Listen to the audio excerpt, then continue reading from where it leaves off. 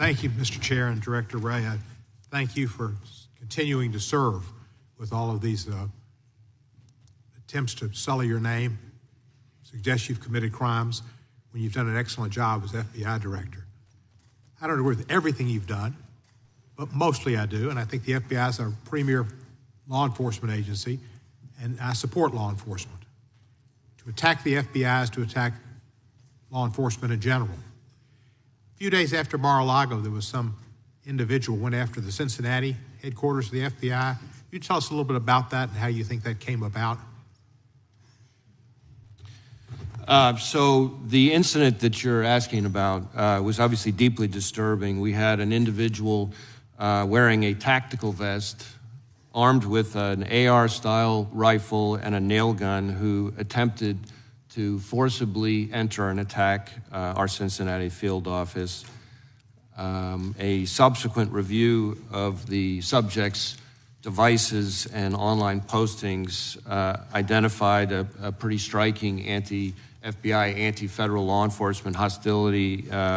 He was calling on others to kill federal law enforcement, claiming that he felt he was fighting in his words, civil war. And it's unfortunately part of a broader phenomenon that we have seen, not just against the FBI, and this is important to add, but against law enforcement all across the country.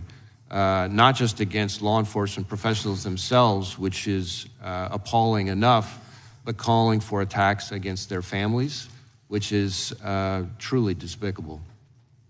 And that man eventually was captured and eliminated, was he not?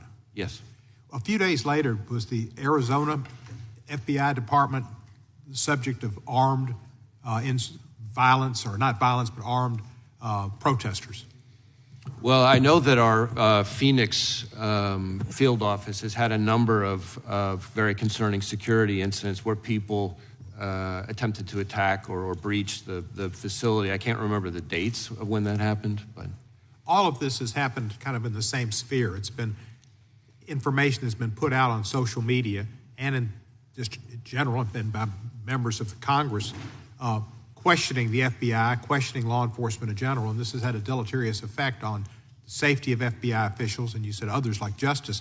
There was a story the other day, I believe, about people involved in the prosecution of the former president and threats to them, the DOJ personnel as well as FBI. Is that something that's going on presently? Is there efforts to have a unit at the FBI maybe look into how to protect and defend law enforcement personnel who are threatened with violence? We did stand up a whole dedicated unit to focus on threats to FBI individuals, FBI employees, and FBI facilities because of the uptick that we saw over that time period. The January 6th, was beyond a weaponization of government. It was a nuclearization of government against the government.